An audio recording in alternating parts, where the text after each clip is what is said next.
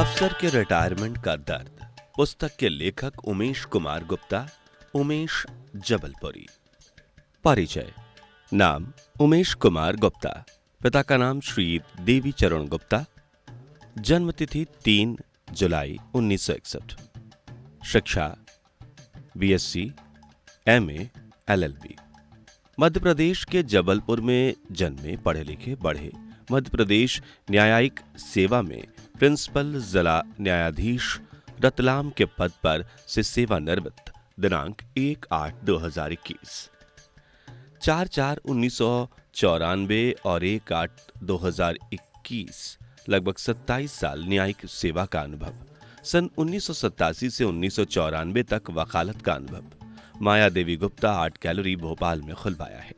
बचपन से कला संस्कृति से जुड़कर लेखन निबंध प्रतियोगिता में पुरस्कृत होकर व्यंग कविता फीचर लिखकर शोहरत प्राप्त की। बैगा जनजाति पर बालाघाट में रहकर बैगाओं का जनजीवन किताब लिखी। 7वां व्यंग तुणीर वैलेंटाइन डे कानून व्यंग संग्रह मां नामक किताब प्रकाशित। बारिश काव्य संग्रह ऑडियो बुक भी यूसी ऑडियो पर प्रकाशित। यह बरसात कविता संग्रह है। भगवान गणेश के शादी के कार्ड कचरे में पड़े देखकर उनका संग्रह प्रारंभ करने की जो यात्रा प्रारंभ हुई, वह लगभग 10,000 गणेश चित्र और 1,000 पेंटिंग, 1500 मूर्ति पर रुकी नहीं है। लगभग 30 साल से गांधी के जीवन पर पेपर कतरन एकत्र करना, शैल चित्र की लौह प्रकृति बनवाना, कम प्रचलित पुरातत्व स्थलों का पहचान दिलवाना, भारतीय संस्कृति, सभ्यता, कला, गौण आर्ट को बढ़ावा देने का काम जारी है। माया देवी गुप्ता आर्ट गैलरी उसी की ओर बढ़ता एक कदम है। उमेश कुमार गुप्ता, रिटायर्ड जिला न्यायाधीश, I-7 बाग सेवनिया, संत आशा रामनगर, भोपाल, मध्य प्रदेश। भूमिका। व्यंग लेखन से मेरा उद्देश्य लोगों का मजाक उड़ाकर उन्हें हंसी का पात्र बनाकर सस्ती लोकप्रियता प्राप्त करनी नहीं है। समाज में कुछ ऐसी बातें व्याप्त हैं जो आम आदमी ठगे जाने के बाद भी नहीं समझ पाता है और दिन प्रतिदिन पिसता जाता है। ऐसी बातों को अपने लेखों और व्यंगों के माध्यम से लोगों तक पहुंचाना ही मेरा उद्देश्य है। इसके अलावा ऐसे लोगों को भी दर्पण दिखाना रहा है जो छल कपट, चोरी, बेईमानी करने के बाद भी समझते हैं कि उन्होंने कुछ किया ही नहीं है और उनके बारे में लोगों को कुछ नहीं मालूम, जबकि समाज में इसके विपरीत उल्टा असर रहता है।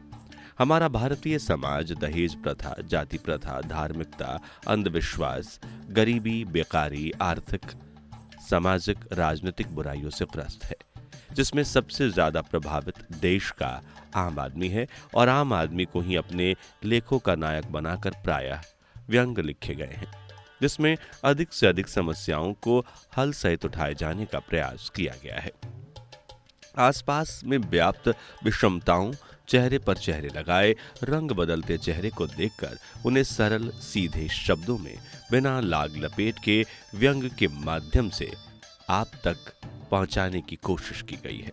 और व्यंग ही एक ऐसा माध्यम है जिसके द्वारा अपने और अपनों पर चोट करके लोगों को समझाया जा सकता है।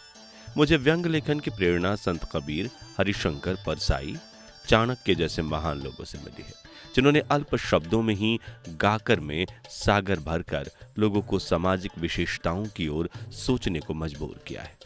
मेरे द्वारा युवाओं में व्याप्त समस्याओं, छेड़खानी, प्रेम, फिल्म के प्रति आकर्षण की ओर लोगों का ध्यान आकर्षित किया गया है। वहीं प्रदूषण, महंगाई, इलाज, बीमारी, गरीबी के कारण की तरफ भी लोगों का ध्यान खींचा गया है। नारी जाति में व्याप्त समस्याओं पर विचार किया गया है और समाज में व्याप्त दोहरे मानदंड, आर्थिक विषमताओं का उल्लेख है। बीएससी, एमए अर्थशास्त्र में करने के बाद पत्राचार में पत्रकारिता का 1 वर्ष का कोर्स और उसके बाद बीए, एलएलबी की परीक्षा उत्तीर्ण की और इस बीच कई लेख, व्यंग, फीचर, निबंध देश की विभिन्न पत्र पत्रिकाओं में प्रकाशित हुए, संस्थाओं द्वारा पुरस्कृत भी किए गए। उसके बाद अफसर के रिटायरमेंट का दर्द के रूप में लोगों के मध्य किताब के रूप में आने का प्रयास किया। इस पहले व्यंग तुणीर वैलेंटाइन डे कानून व्यंग संग्रह मां नामक कविता प्रकाशित हो चुकी है। बारिश काव्य संग्रह बुक ऑडियो पर प्रसारित है। बरसात नामक कविता संग्रह भी प्रकाशाधीन है। उमेश कुमार गुप्ता उमेश जबलपुरी के नाम से विगत 30 वर्षों से लेखन कार्य कर रहे हैं। मेरे लेखन के बारे में साहित्यकार बटुक चतुर्वेदी की राय। हिंदी गद्य में व्यंग एक शैली के रूप में पिछले 50 वर्षों में इतनी तीव्रता से प्रतिस्थापित हुआ कि अब उसकी प्रगति से सब चौकन्ने हो गए। यद्यपि व्यंग में जन्मदाताओं में कबीर का नाम सर्वप्रथम लिया गया है, तथापि भारतीय भाषाओं में कबीर के समकालीन और भी लेखक हुए, जिन्होंने समाज में फैली विसंगतियों, धार्मिक दुराचरण, अत्याचार, अनाचार आदि से समाज को हानि पहुंचाने वाले तथ्यों पर वक्रोक्तियों के माध्यम से करारे व्यंग बाण छोड़े समाज को तिलमिला दिया, सफेद पोशों की कलई खोलकर रख दी। सही अर्थों में कबीर और व्यंगकारों ने समाज के दुश्मनों के चेहरे पर चढ़े मुखौटों को उतारकर उनके चेहरे, चाल और चरित्र को उजागर किया। वर्तमान हिंदी साहित्य में व्यंग को स्थापित करने वालों में मध्य प्रदेश के श्री हरिशंकर परसाई एवं शरद जोशी का नाम बड़े आदर से लिया गया है। उनका लेखन इतना लोकप्रिय हुआ कि समाचार पत्र और पत्रिकाओं में नियमित कॉलम स्थापित किए गए और उन्हें बड़े सम्मान के साथ प्रकाशित किया गया। स्वतंत्र भारत में जिस गति से समाज, शासन और व्यक्ति का चरित्र पतित हो रहा था, उसे रोकने टोकने वाला शायद कोई नहीं था। इसलिए अच्छे कथाकार श्री परसाई और शरद जोशी ने अपनी लेखनी को व्यंग की ओर मोड़ दिया।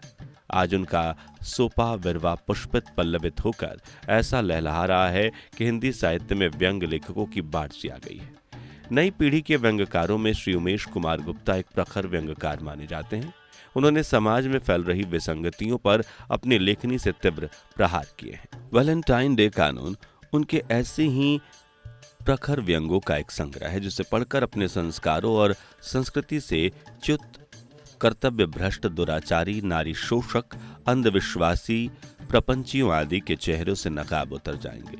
संक्षेप में इतना ही कहना चाहूंगा कि इन व्यंगों को पढ़कर ही इनका स्वाद चखा जा सकता है। आशा करता हूं कि लेखक के इस कृति का पाठकगण गर्मजोशी के साथ स्वागत करेंगे। बटुक चतुर्वेदी, प्रसिद्ध साहित्यकार, भोपाल।